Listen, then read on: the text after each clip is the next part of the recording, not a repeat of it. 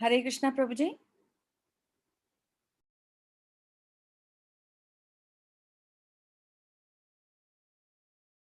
Mataji, please make him co-host. Hare Krishna. Hare Krishna. Welcome everyone to our Mahabharat character series. We'll begin with our prayers. Om Jnanatimirandhasya Jnananjana Shalakaya Chakshurunmilitam Yena Tasmai Shri Gurave Namaha. Namo Vishnupadaya Krishna Pristhaya Bhutale Srimate Bhaktivedanta Swami Nitinamine. Namaste Saraswati Devi Gauravani Pracharine निर्विशेष शून्यवादी पाश्चात्य देश तारिणे जय श्री कृष्ण चैतन्य प्रभु नित्यानंद श्री अद्वैत गदाधार शिवासदि गौर भक्त वृंद हरे Krishna Krishna Krishna Hare Hare Hare Ram Ram Ram Hare Hare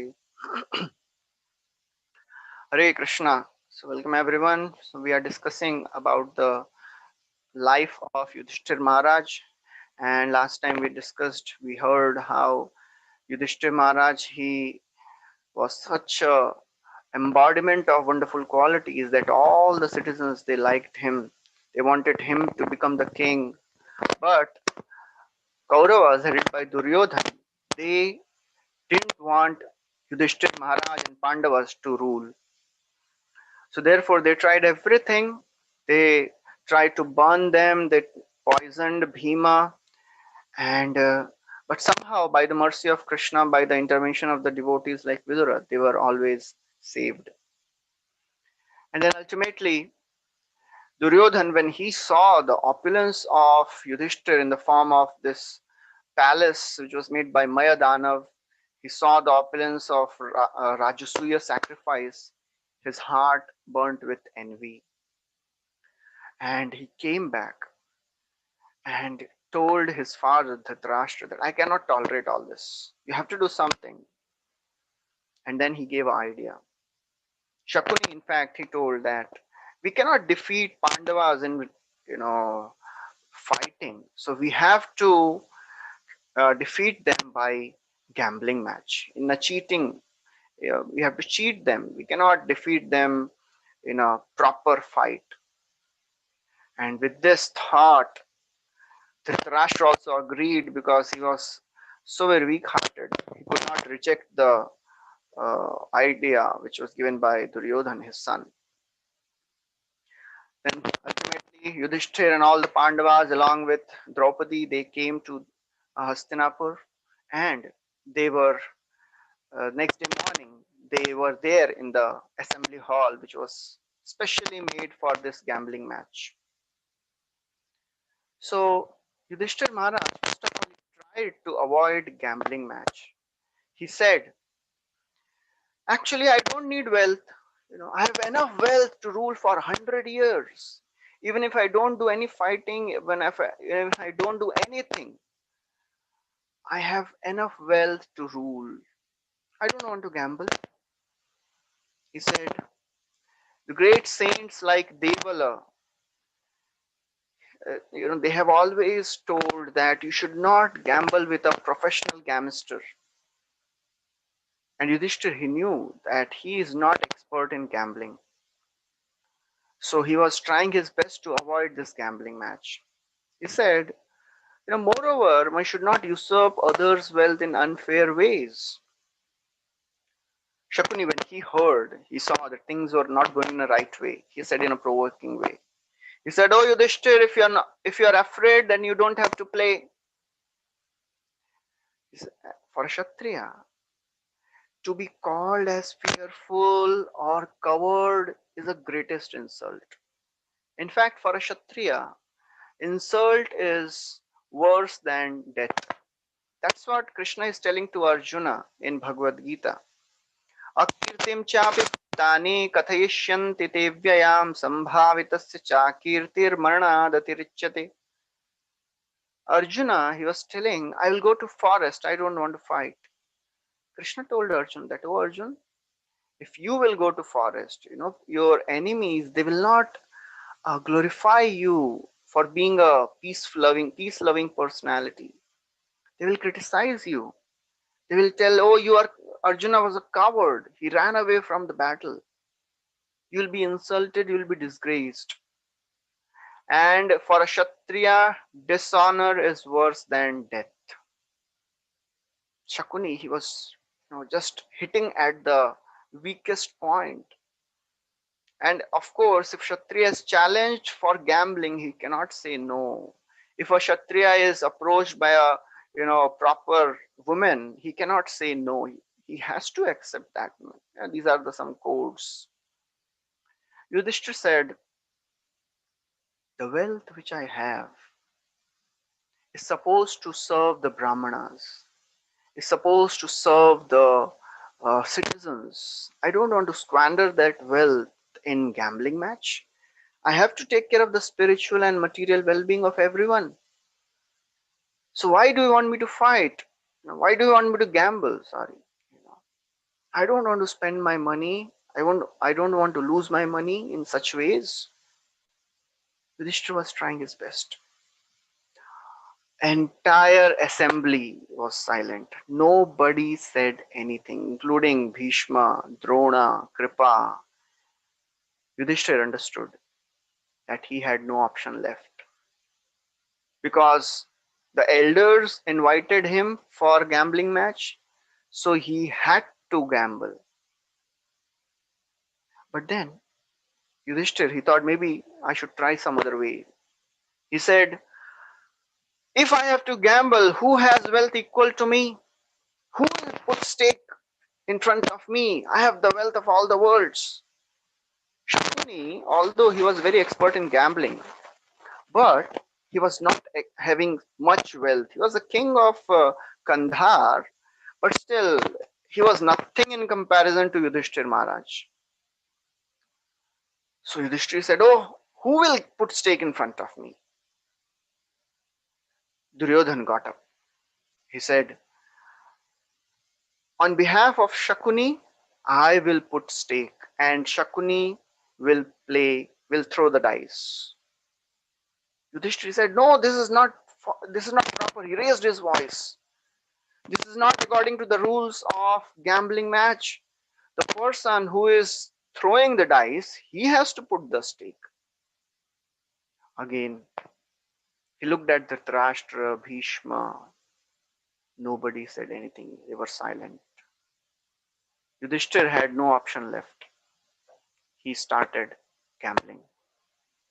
Some acharyas, they say that actually after this Rajasuya sacrifice, there was a friendly gambling match. There was a ritual that you have to play a friendly gambling match. It was nothing, very serious. And Dhritarashtra, he called Yudhishthir Maharaj on the, plea of, coming and playing this gambling match just for a, ritual. So Yudhishthir, he ultimately agreed and he started. And he started losing everything. With every stake, he was just losing. All his treasure was lost, all his jewels, money, property, he was losing everything. Arjuna, he went ahead and he put his hand on the shoulder of Yudhishthir, pointing out just to stop all this gambling match. But Yudhishthir, he was in a frenzy of gambling now. This is a very, very important lesson for everyone. This incident shows how gambling is so very destructive. What is the influence of gambling?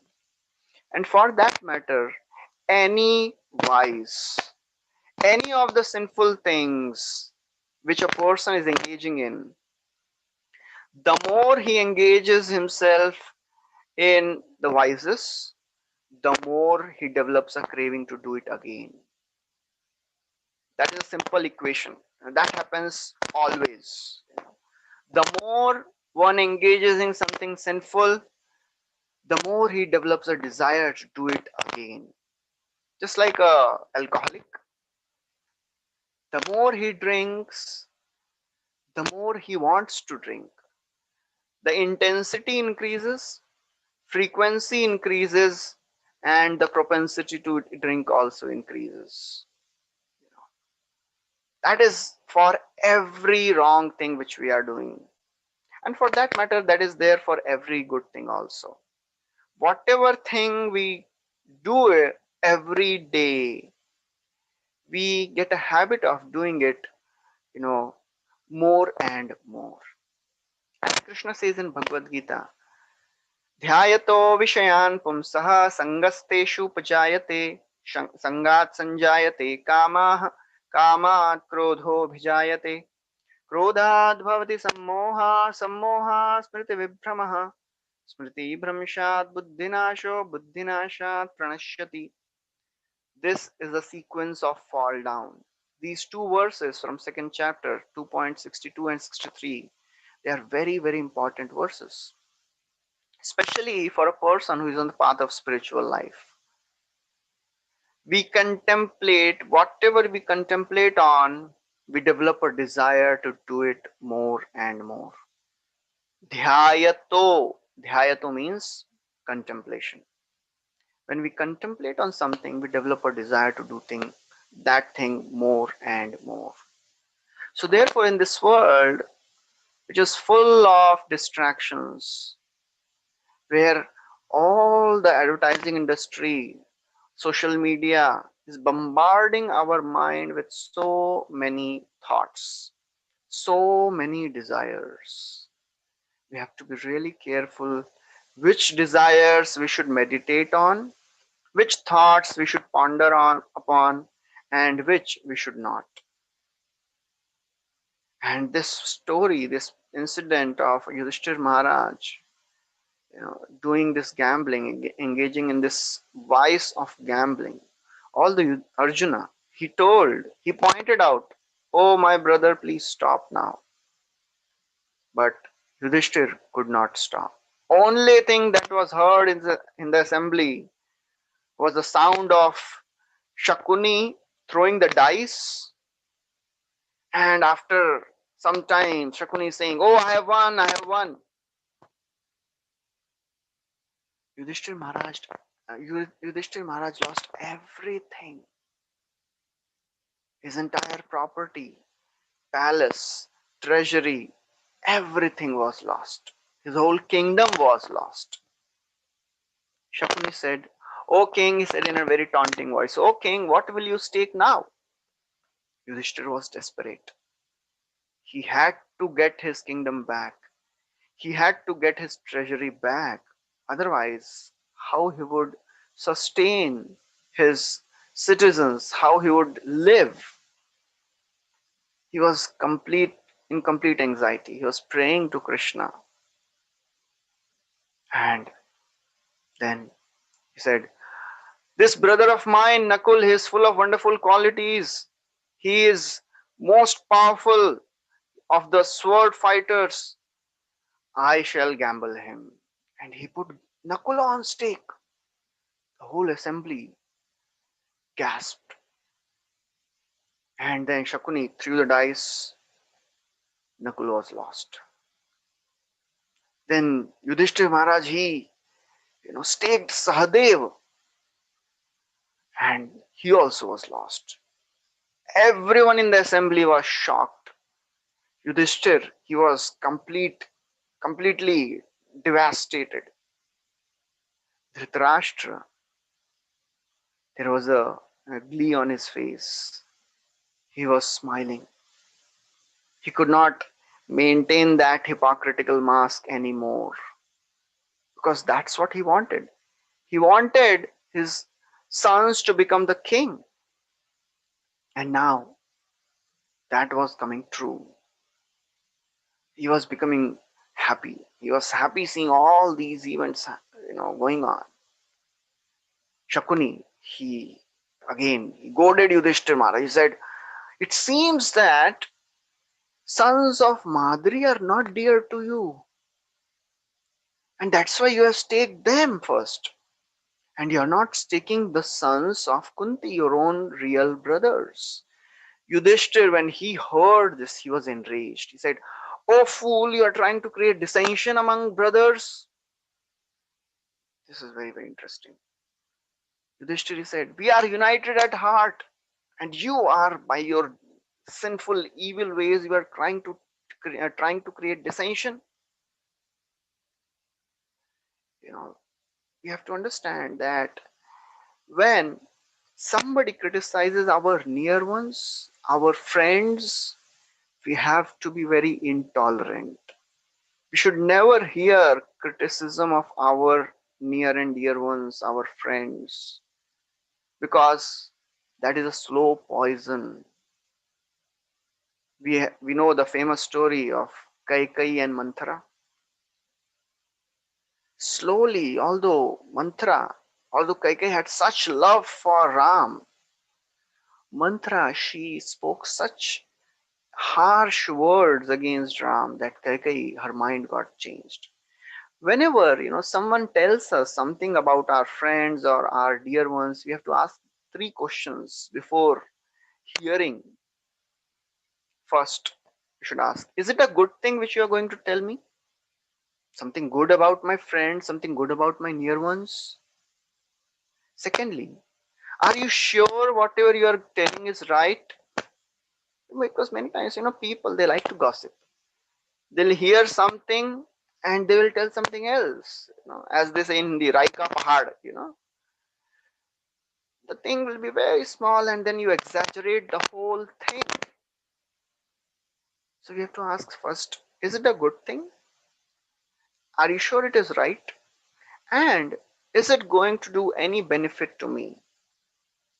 If these three things are answered properly, then you should hear it. If it is a good thing, if the person is sure it is right, and if that thing is going to benefit us, then you can hear. Otherwise, this criticism is a very slow poison. It is like a termite which spoils the relationship without even our knowing, and one day the entire building will collapse. So, therefore, Shakuni, he was trying to create dissension. When he saw this anger of Yudhishthir, he became concerned. He did not want this gambling match to end. Immediately, he changed his, expression. He said, "Oh, king, I was not, meaning that, in when somebody is gambling, under the spell of gambling, one may speak things which is not supposed to speak. Those things should not be taken seriously. Oh, king, please let us continue gambling. Please forgive me for all the wrong things which I have said." Yudhishthir, he wanted to get everything back somehow or other, and therefore he staked Arjuna. He started glorifying the beautiful, wonderful qualities of Arjuna, how he was so very powerful. He had defeated all the Devatas. He was the one who could defeat the entire army of Kaurava single handedly. Glorified him in choicest words, and then he staked him. Shakuni threw his dice. Arjuna was also lost. Bhima, he was saying all this. And as he was seeing all this, he was becoming enraged. He was fuming with anger. Yudhishthira Maharaj, he staked Bhima. He was also lost. Then he staked himself. He was also lost. Yudhishthira was completely devastated. He was not able to understand anything now, what to do, how he will survive. He was emperor of the world and now he was a slave. Shakuni, he said, "O king, you have still one possession left." Everybody was surprised to hear this. He said, "You have Draupadi, stake Draupadi and win back everything." Entire assembly, just condemned this thought. Yudhishthir, he understood that there is only one last chance left for me to get the kingdom back. I have to stake Draupadi. And he started glorifying the quality of Draupadi. This lady, She has come from sacrifice. She's not too tall, too short. She's not, you know, she's the first to get up and last to sleep. She's the embodiment of all the qualities. And then he staked Draupadi. And as Draupadi was staked, gasps of dismay and horror filled the entire assembly. Everyone started, you know, criticizing and condemning Duryodhan and Shakuni for their evil ways. Dhritarashtra asked, "Oh, has Panchali been won?" He could not stop his emotions. Openly he said, "Oh, has Panchali been won? Please tell me what is happening in the assembly."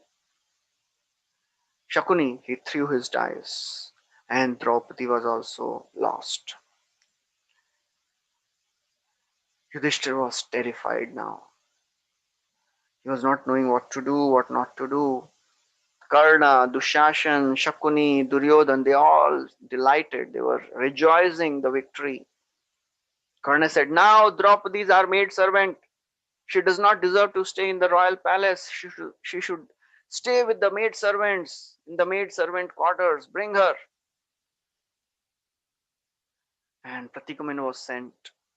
Pratikamin himself was very apprehensive because of the whole situation.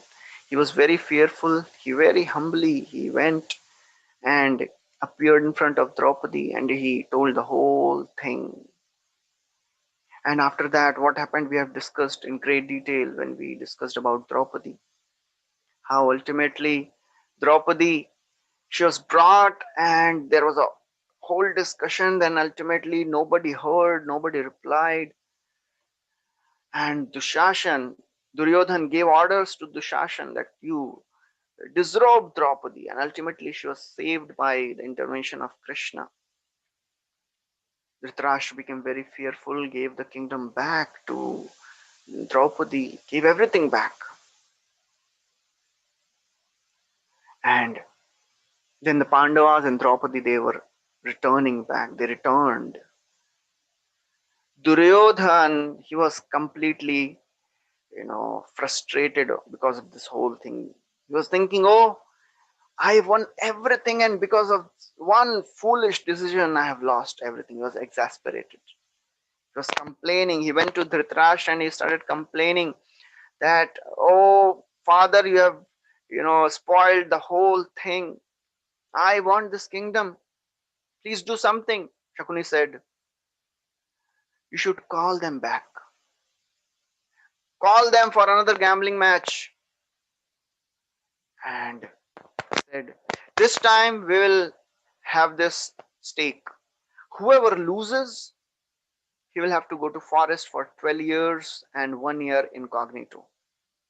The idea was that, because Kshatriyas, it is very difficult for Kshatriyas to go to forest and live in such a humble way.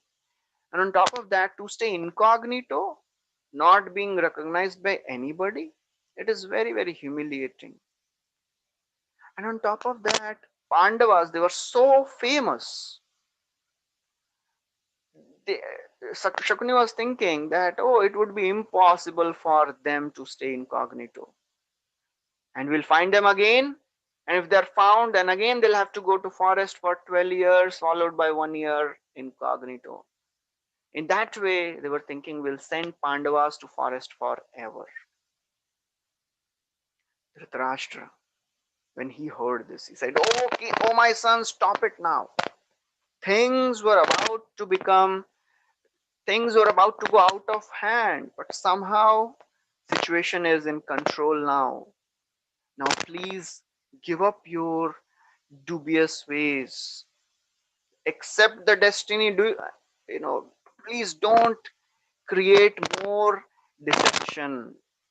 Duryodhan said, "Oh father, do you think Pandavas will stay quiet after all this? They are already so angry, and if we don't do anything, they will amass more and more army and they will defeat us. So best is if we can send them to forest And when they're in forest, we will make allies with all the other armies and will become powerful so that we can defeat them in war. Dhritarashtra, he was so weak-hearted that he could not say no. He was completely confused. He could not say no. This is very, very interesting, right? Many times we know that this is wrong. Dhritarashtra knew that his son was wrong, but still he was not able to choose the right. This happens many times. We know something is wrong, the way I am behaving is wrong, the way I am speaking is wrong, the way I am acting is wrong, but still I cannot stop doing it. Why does this happen? Arjuna also asks the same thing to Krishna in Bhagavad Gita. अथ केन प्रयुक्तोऽयं पापं चरति पूरुषः अनिच्छन्नपि वार्ष्णेय बलाद् इव नियोजितः. Arjuna asked Krishna, "Oh Krishna, why does a person engage in something sinful, although he does not want to do it, but still he does it? What is the reason? Papam charati, why does a person engage in something sinful?" Krishna answers, very profound verse. काम एष क्रोध एष रजोगुण समुद्भवः महाशनो महापाप्मा विद्धेनमिह वैरिणम्. Kama and Krodha, the desire to enjoy the things of the world, is the only cause of losing our discrimination. This is called Hridaya Daurbalyam. Hridaya Daurbalyam means weakness of the heart. When we are attached to the things or people of the world, we are ready to do anything to get them, either things or people. We are ready to do anything to please our beloved, whether right or wrong. We forget, oh, this is not the right way. How to overcome this weakness of the heart? Because this is very, very prevalent, especially in current scenario where so many desires are being bombarded on the mind. All these advertising industries, social media, our friends, so many things are put in our mind. How to maintain our conviction, how to maintain our determination to take right decisions, to be on the right path, how to overcome this Hridaya Daurbalyam. Krishna speaks very nicely in Bhagavad Gita. After he speaks this verse, Kama Esha, Krodha Esha, Rajoguna Samudbhava, he says, "Oh Arjun, use your intelligence, sharpen your intelligence with the sword of knowledge. Ritstham jnanasinatmanah chitvainam samshayam yogam atishthoptishta bharata." Krishna says, "Oh Arjun, just get up and fight. Cut off this doubt from your mind, which is risen because of the illusion, because of the attachment to the things and people of the world. Just dispel this ignorance by using the sword of knowledge." Regular reading of scriptures play a very, very important role to make our mind very strong, to take right decisions. Regular reading of Bhagavad Gita, Bhagavatam, Mahabharata gives us a very wonderful foundation on which we can, take right decisions. We can discriminate right from wrong by being with those people who who are inclined towards righteousness, by praying to Krishna, by trying our best, you know we have to depend on Lord. We have to take shelter of scriptures, but our personal determination is very, very important. If you are not determined personally, then all these scriptures may not help us. There is an example. Generally the birds, just like the birds which are migratory birds, they fly long distances and they fly in a formation many times, like V-shaped or some formation. This formation helps them to go for long distance. It reduces the resistance of the air, they get encouragement from each other. In this way, they cover thousands of miles many times. But if one particular bird is physically weak, personally, the bird does not have strength, cannot fly, the other birds will not help that bird to fly. The bird will fall down. Similarly, in the spiritual life, in our day to day life, in our spiritual life, of course, we have to be with people who are virtuous, who are spiritual, who are devotees. We have to take shelter of scriptures. These things, they give us right foundation. But our personal strength is also equally important. If we are not personally strong, then these things may not help us. We have to be determined. There is no option in this world. As Srila Prabhupada, they would say, if you have no determination, you are an animal. Only animal does not have any determination. So we have to be determined to practice spiritual life. To choose right from the wrong requires determination. Dhritarashtra, because he was always with all these sinful people, personally he was not determined, because he was attached to things of the world. How to be determined, how to choose right? For that, we have to go beyond the material level. When we start seeing things on spiritual level, when we are not just concerned by the immediate benefits, we are concerned about the ultimate benefits also. That gives us determination to choose the right thing. It may look very difficult. Just like the small child does not know that if he takes some medicine, if he is falling sick, if he takes medicine, he'll get better. But as a child grows, he understands, so this medicine, although it is bitter, it is for my benefit. I'll have to take it. Similarly, as we develop the knowledge of the futility of the material world, how the things of this world cannot give me permanent happiness, we will get the strength to be determined.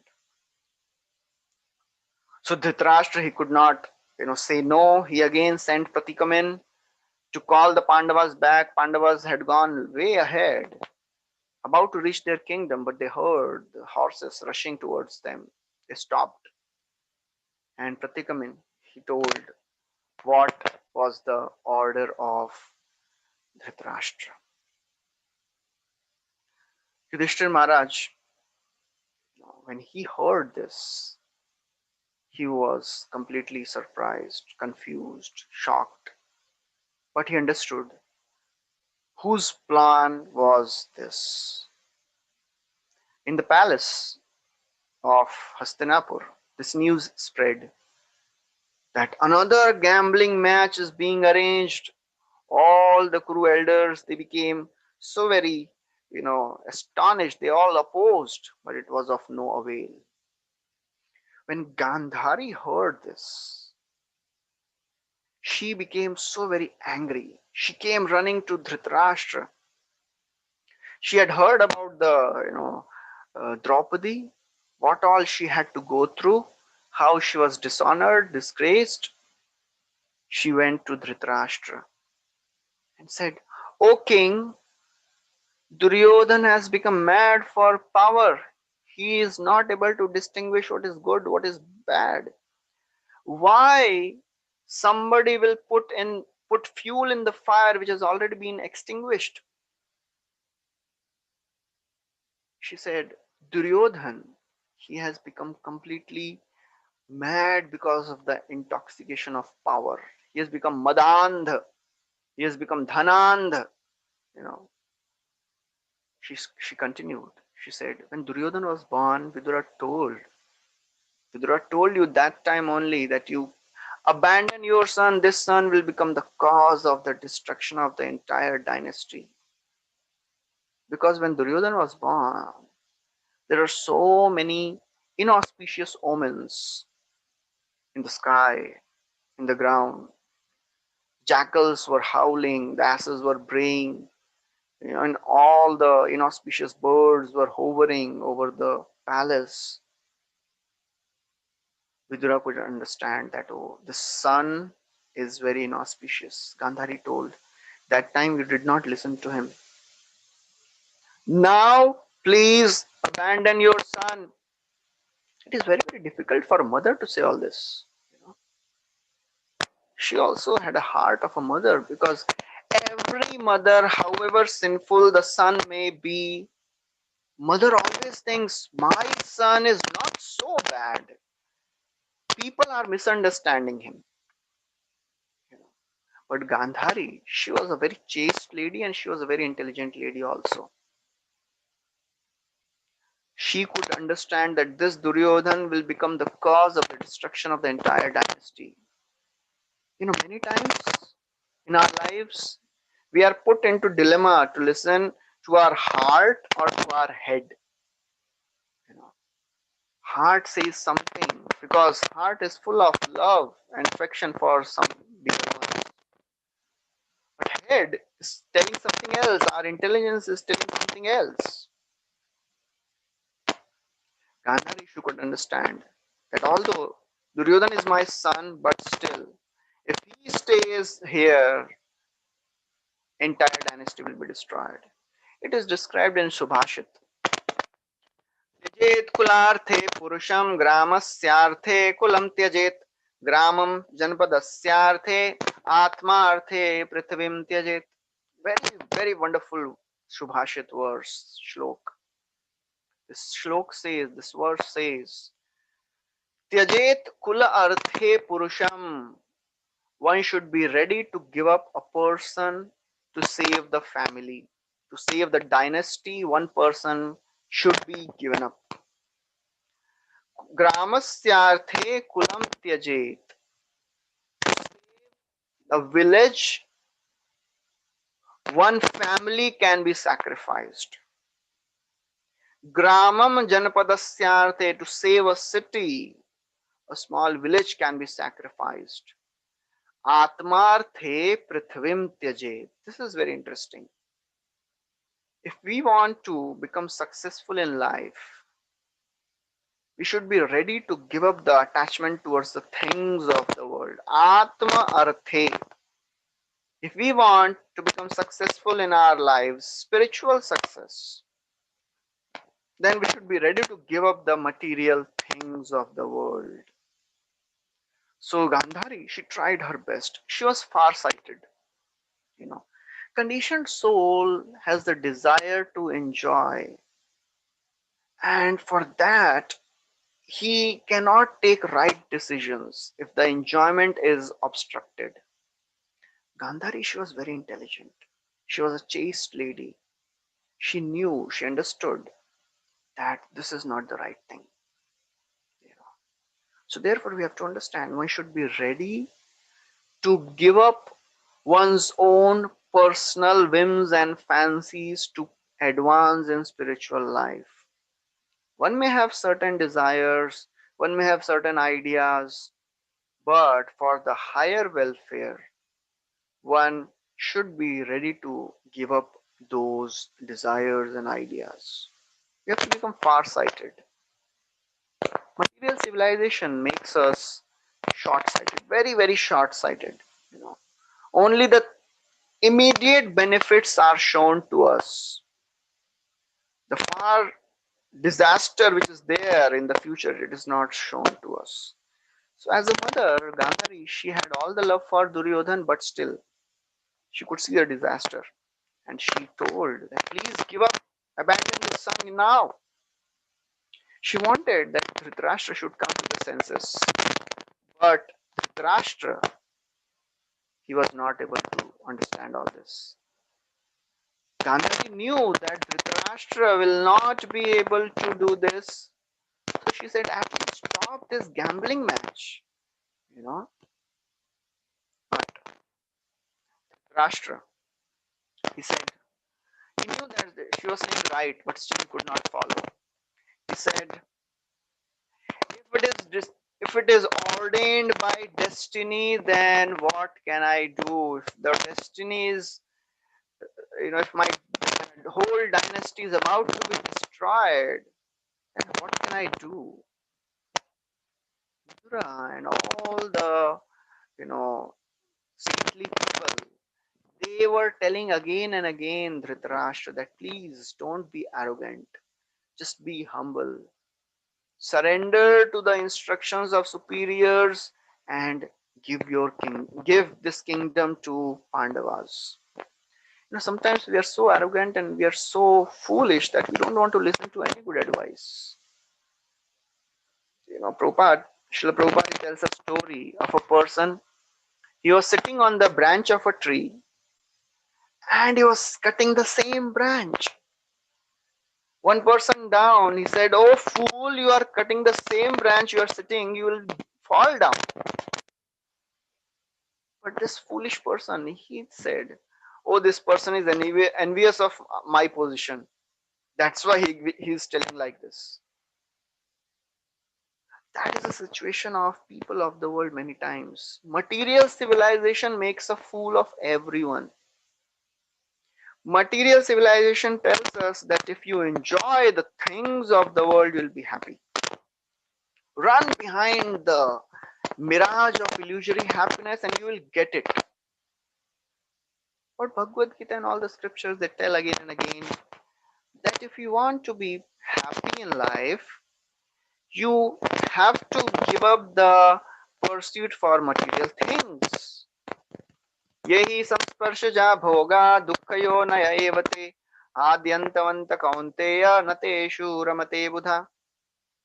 Krishna says in Bhagavad Gita, Yehi samsparshja bhoga dukkhayo naya evate.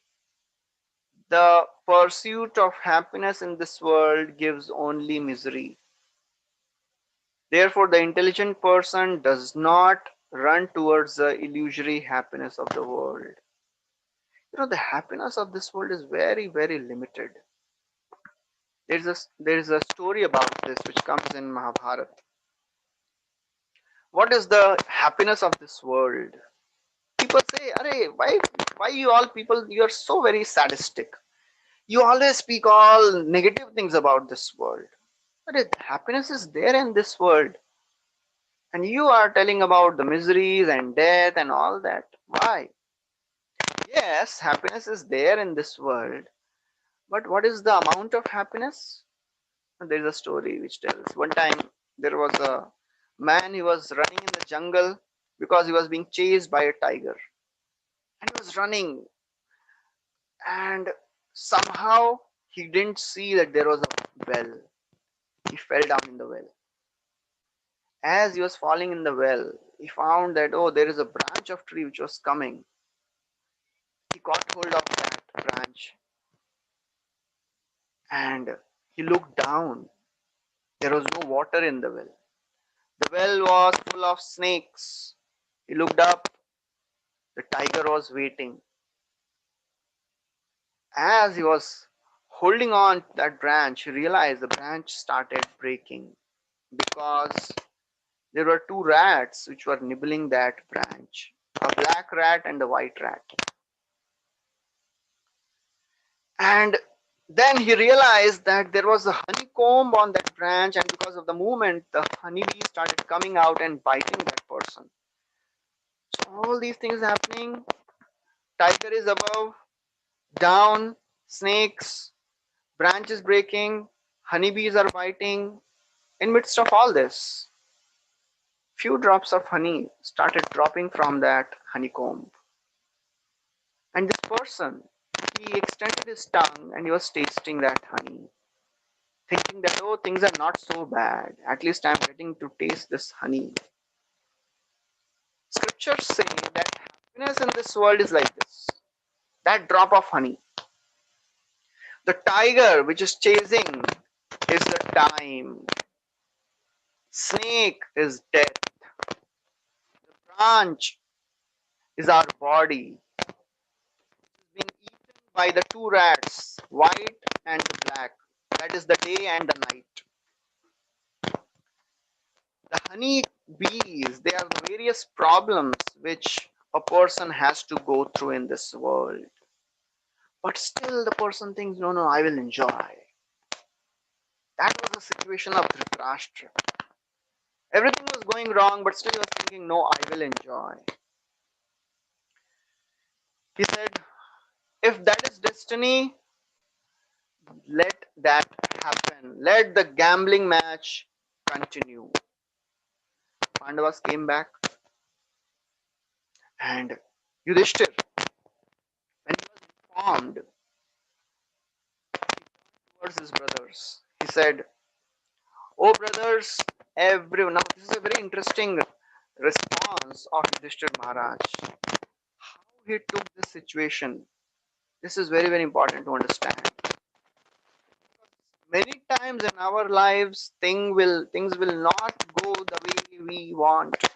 Yudhishthira tried his best. Still, he had to face this again. He said, oh brothers, everyone has to suffer the reactions of their own karma. So whether we gamble or not, we will have to suffer our deeds. And I know that gambling will bring destruction, but I cannot leave the path of virtue. What was the virtue? Yudhishthir had taken a vow to follow the orders of the superiors. That was a virtue for him.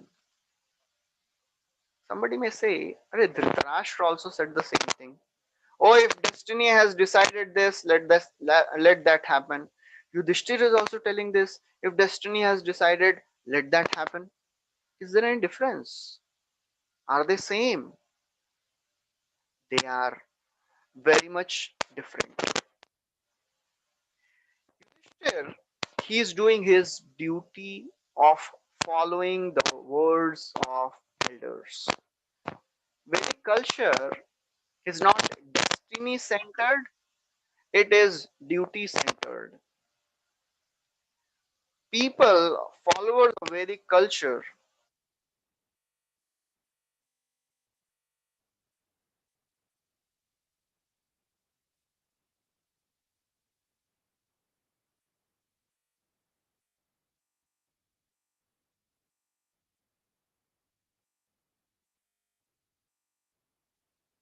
Hare Krishna, sorry for that.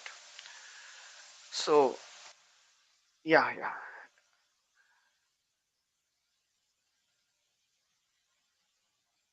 So the people in the Vedic culture, they follow their duties irrespective of the destiny. We are not so much concerned about our destiny. We are concerned about our doing our duty. The duty of Yudhishthira Maharaj was he wanted to follow the words of the superiors. But Dhritarashtra, on the name of destiny, he wanted to avoid his duty. What was his duty? His duty was to protect the subordinates. His duty was to give right advice to Duryodhan, and he was not able to do that. So therefore, Vedic culture very nicely teaches what is right type of action and what is wrong type of action. As Krishna says in Bhagavad Gita, Karmano hyapi bodhavyam cha vikarmanah, akarmanascha bodhavyam gahana karmano gati. In this world, many times it is difficult to understand what is good action, what is bad action. Therefore, we have to take shelter of scriptures. Otherwise, nobody can say, oh, I didn't know this. Ignorance is no excuse to escape the reaction.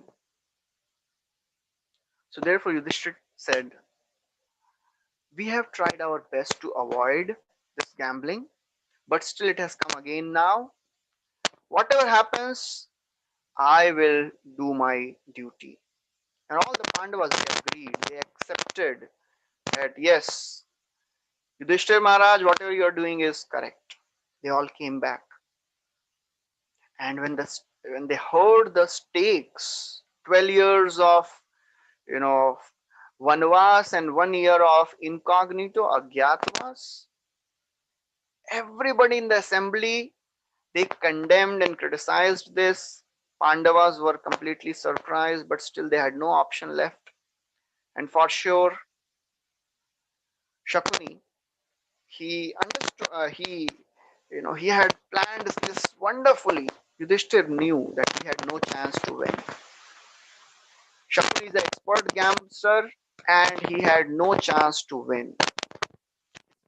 All attempts, you know, Yudhishthir could not avoid this situation. This is very, very important. This requires great maturity and conviction to accept the situation as ordained by Lord and according to our karma. Many times people become very much frustrated, depressed, anxious because things are not going the way I want. When things are going beyond us, people they go through three stages in their life in a particular situation. First, there is denial. How can this happen to me? How can God do this to me? Then frustration comes. Completely devastated, frustrated.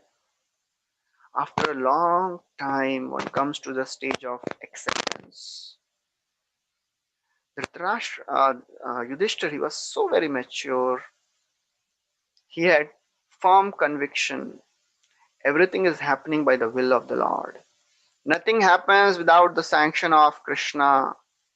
He accepted the situation, with a very stable mind. Started gambling again, and again for sure Shakuni won. Pandavas lost everything. Now they had to go to forest. Dushashan and Duryodhan, when they saw this, they were rejoicing, they were excited, they were celebrating. Duryodhan, he said, oh beggars, now go to forest. It seems that Drupada did not take right decision in getting his daughter married to those people who are now going to forest. Bhima, he was enraged. He could not tolerate this anymore. He got up, he turned towards the assembly and said, today I take a vow to kill all the 100 Kauravas. Arjuna will slay Karna, Sahadeva will kill Shakuni. Arjuna was also very angry, enraged. He spoke. I take a vow to kill this evil Karna. He is so very malicious and arrogant. I will kill him. I will kill all the soldiers who will oppose me in the war. If Duryodhan is not going to give us the kingdom back after 13 years. Arjuna knew for sure that Duryodhan is not going to give the kingdom back. Sahadeva, he said, O Shakuni, The dice which you have thrown, these dice will become the arrows and they will kill you. I take a vow that I will use my sharp arrows to kill you. Nakula took a vow to destroy the entire dynasty, entire followers of Duryodhana. Yudhishthir, in a humble way, accepting the destiny, he approached the superiors, Kuru elders, Dhritarashtra, and begged for permission to go to forest. All the elders, they were completely ashamed even to look at Duryodhana, look at Yudhishthir. They could not speak anything. Only Vidura spoke. Vidura was the one who was always against all this gambling match. He went to Yudhishthir and said, "Oh Yudhishthir, oh Pandavas, don't be aggrieved too much. Things are happening under the supervision of the Supreme Lord. You rest, be assured that things will turn out in a right way. Now you are going to forest, don't lament. You are already learned in scriptures. Be in the association of sages. Learn all these virtuous qualities even better. Take the blessings of all the sages. I pray for your well-being." And in this way, he consoled Pandavas. Yudhishthira was about to depart. Vidura, he said, "O king, your mother Kunti, she is now old. She'll not be able to undergo the hardships of forest. Allow her to be with me." Yudhishthir agreed. Draupadi, she went to the chambers, inner chambers where women would stay. And all the women, they started crying. Kunti Maharani came ahead and she embraced Draupadi. She said, "O Draupadi, O chaste one, please don't be aggrieved by your chastity and by your service to your husbands. You will surely achieve fortune. Don't lament." She said, "Please take care of Nakul. He is very, very dear to me." And when she started crying, you know, she had never been separated from her sons her whole life. Earlier when they were in Vanvas after this Lakshadra incident, Kunti was there with them. Now, for long 13 years, Kunti had to stay without the sons.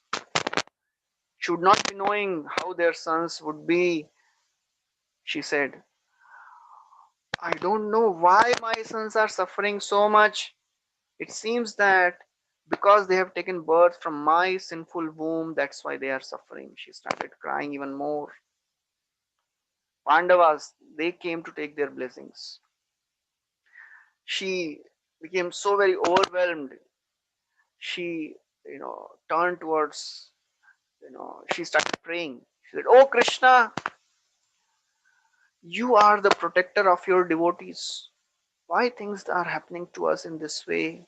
Please protect us." Very interesting. Even though Kunti Maharani is so lamenting so much, but still she is not blaming Krishna for all that. She is blaming her own sins, although there are no sins on her part. That's the mood of a devotee. He never blames Krishna. Devotee prays for Krishna's favor, but he never blames Krishna for whatever is happening in their life. Kunti was crying bitterly. She told Sahadev, "Oh Sahadev, you please stay with me you know, on the plea of taking care of mother.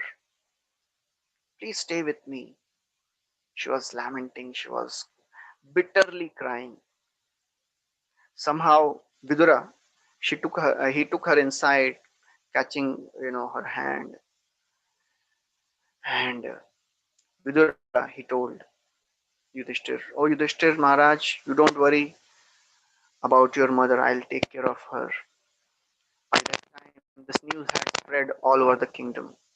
all the citizens came to know that their beloved Pandavas, they were banished to forest.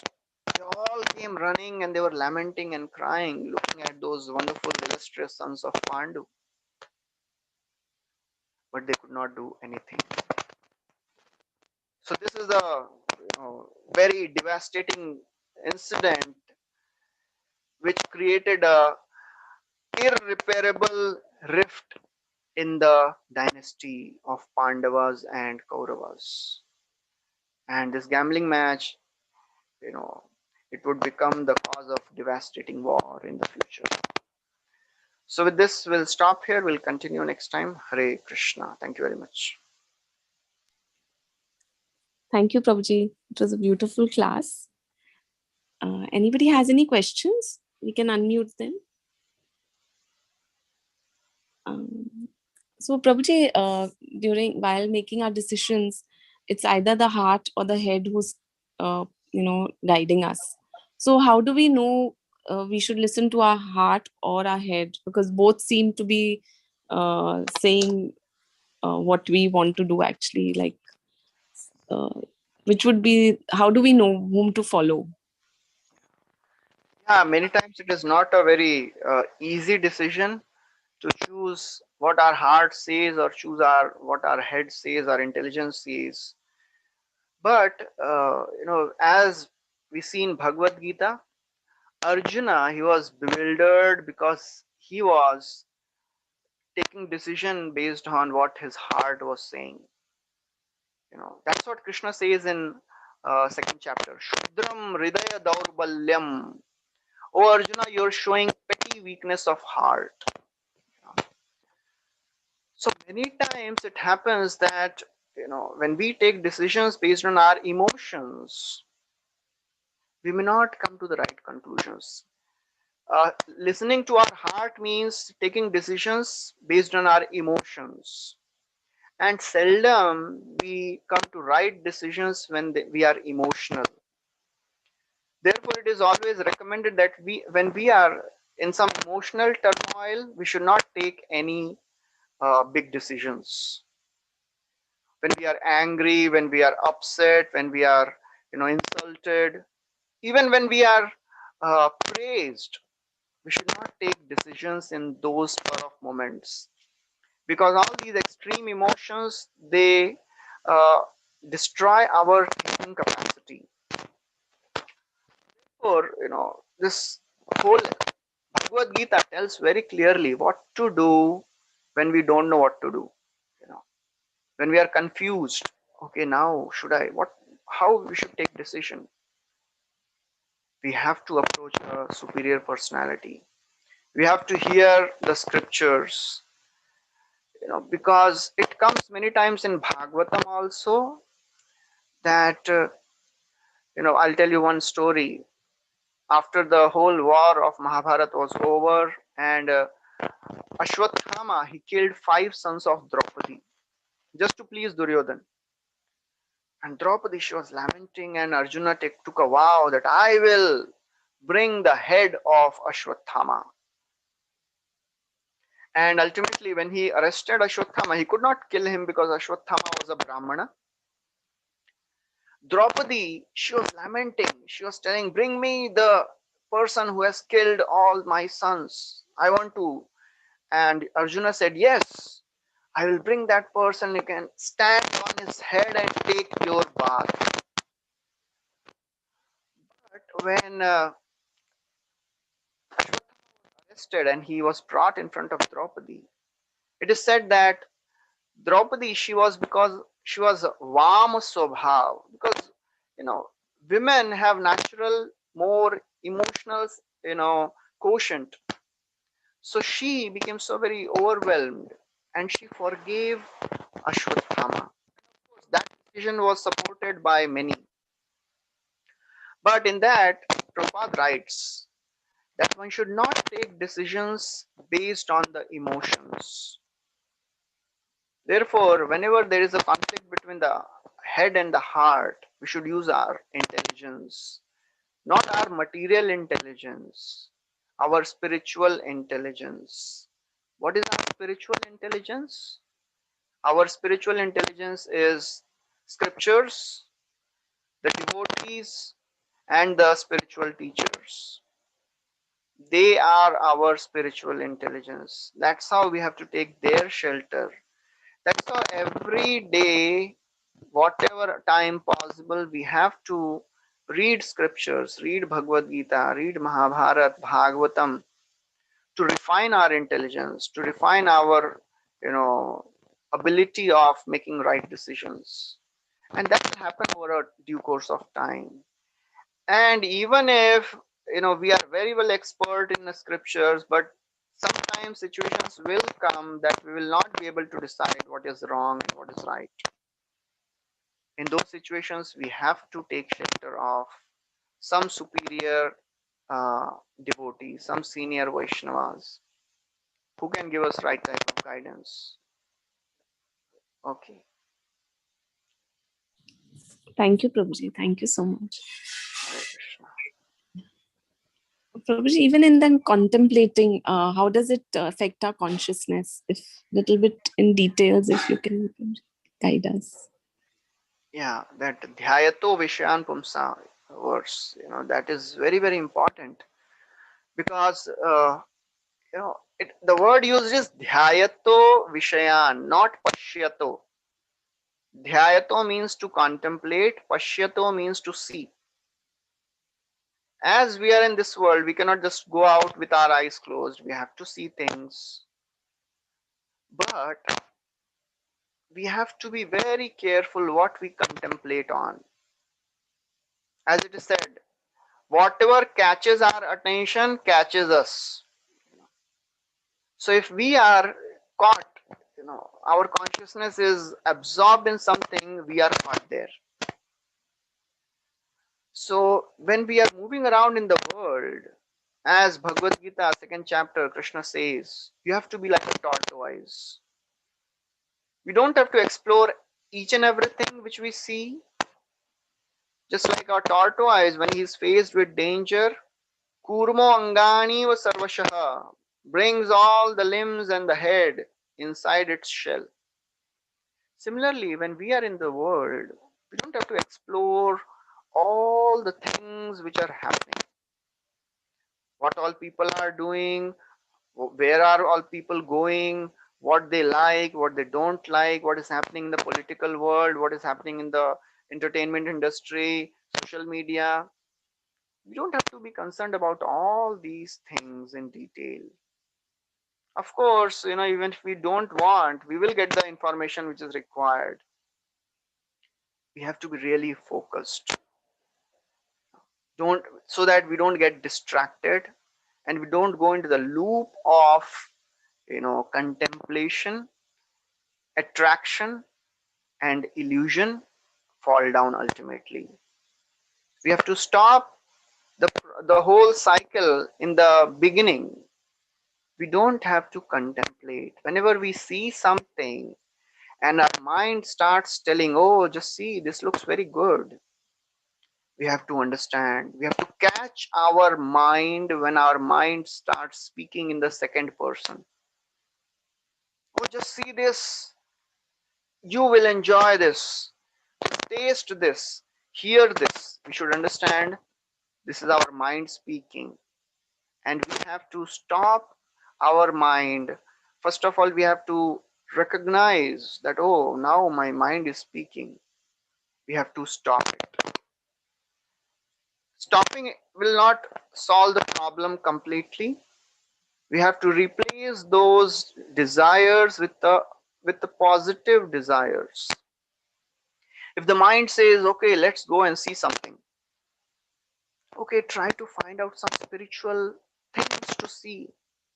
Try to taste something. Or rather than going out and eating anything, just try to taste that spiritual food, prasad. So that's how we have to break this cycle of contemplation in the beginning, and at the same time we have to replace those thoughts with something positive, because mind cannot be void. We cannot be just thoughtless. We have to fill something in our mind, right? So we have to put right things in the mind. and that will lead to a positive cycle that is conducive for spiritual life. Okay, Hare Krishna.